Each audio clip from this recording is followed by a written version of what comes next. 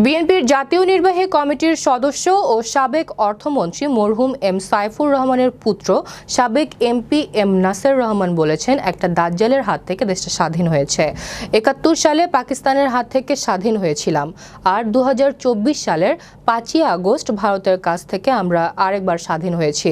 কারণ এই ভারতের কাছে আমাদের দেশ ১৫.৫ বছর দখলে ছিল। বুধবার মৌলভীবাজার সদর উপজেলার মাতারকাপন ও সনঘাট এলাকার বন্যা দুর্গত ক্ষতিগ্রস্ত মানুষের মাঝে নগদ অর্থ ও খাদ্য সামগ্রী বিতরণ অনুষ্ঠানে এসব কথা বলেন তিনি।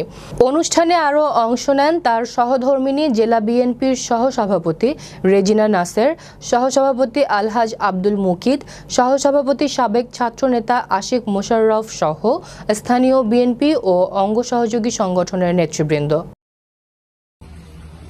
একটা ওই যে দজ্জালের হাত থেকে দেশটা উদ্ধার হয়েছে না ১ মাস আগে কিতা হয়েছে হোসাই, তোমরা কিছু জানো নি? দেশ স্বাধীন হয়েছে ৭১ সালে স্বাধীন হয়েছিল, আর এই ২০২৪ সালে ৭১ সালে পাকিস্তানের কাছ থেকে স্বাধীন হয়েছি আমরা, আর এই ৫ই আগস্ট আমরা ভারতের কাছ থেকে আমরা স্বাধীন হয়েছি। ভারতের কাছে দেশ ১৫.৫ বছর দখলে আছি। কথা বলছো কি? ভারতের কাছে দখলে না থাকলে আপনারা উন্নয়ন আরো বেশি হইল না। তো আমরা দেশে তো লুটি লাইছে, কয়েকজন মানুষে দিয়ে ভারতে খালি করে লিখছে একেবারে। যাই হোক, এখন অন্তর্বর্তীকালীন সরকার আইছে, তার যে দেশে সার্ভিস দিয়ে গেছে ১৫.৫ ওই দেশে হয়ে গেছে, আর কোন দেশ তারে নিতে চায় না, আর কোন দেশ যেতে চাইছে। এখন তো ডরে আছে কোন সময় তারে ফেরত আনবো আমরা।